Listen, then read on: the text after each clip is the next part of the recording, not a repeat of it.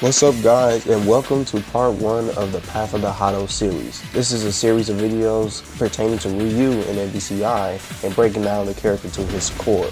After playing the character for about 3 to 4 years, I have come to the conclusion that he is not as bad as what people say. So why is that? Ryu himself is a purely fundamentals based character, and mastery over him means mastery over the game itself. You have to have extensive play time with the game's mechanics and systems and the matchups in order to max out his potential.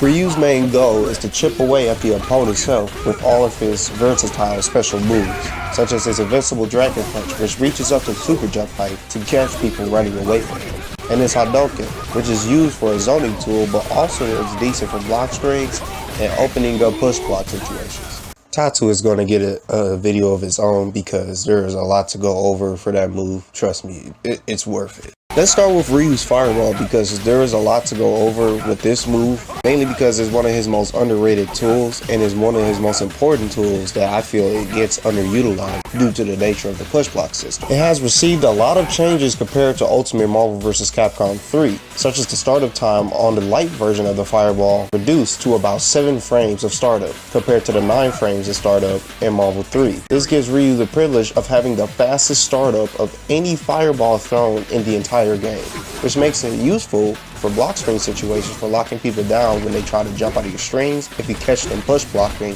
as well as the fact that it's a really good reversal option for being pressured. It also has received a lot of changes in regards to the soft knockdown properties that it also has. The soft knockdown properties occur once an opponent is in an airborne state. It knocks him full screen towards the corner, and because of the soft knockdown, Ryu is able to chase the opponent down and push them in the corner due to counter zoning and for more pressure.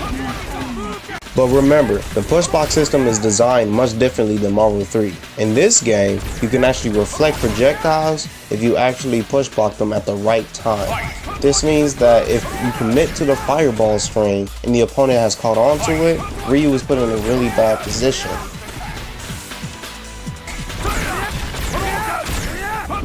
Ryu's heavy fireball is relatively the same compared to Ultimate Marvel vs. Capcom 3, so there's not really much to talk about other than that it moves faster and needs in a lot more recovery.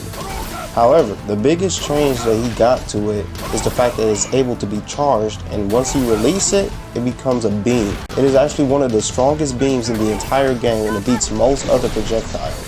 Except for Revolver, because why would it? Chris needs something. It has relatively quick startup depending on when you release it. You'll know that you'll be able to release the beam once the Hado actually shows up in Ryu's hand. Like on the very first frame, that is when you're able to throw the beam out.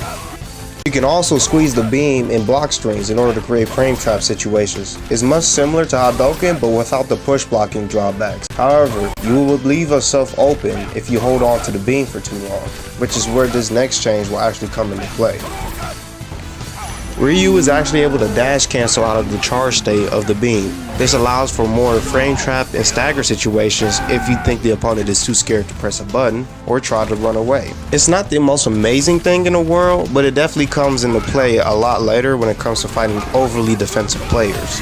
If you can mix up the timing between when you release the beam and when you dash cancel, that makes Ryu an all too scary mix-up character. The beam also heightens Ryu's support game because of the options that the beam actually allows for. You can use it full screen to help your partner get in to do more damage or pressure.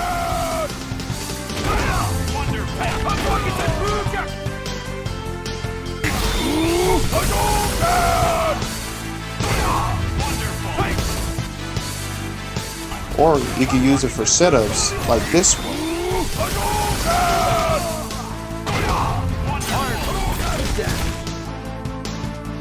I hope you guys enjoyed part 1 of my Marvel vs. Capcom Infinite Ryu guide. This will be an ongoing video series, so if you want to see more, you already know what to do. Hit the like button and subscribe, and I will be sure to give you guys more updates as to what videos or when videos are going to be dropping. Because trust me, it's taking way too long for me to actually come out with this.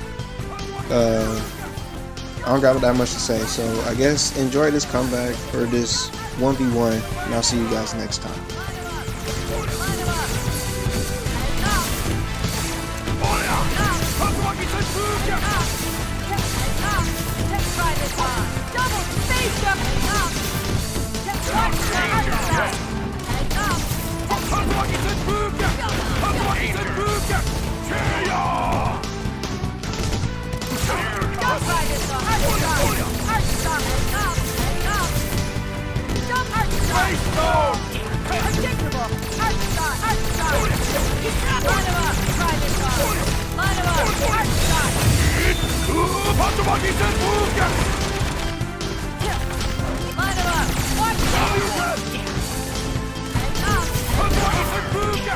Space Stone!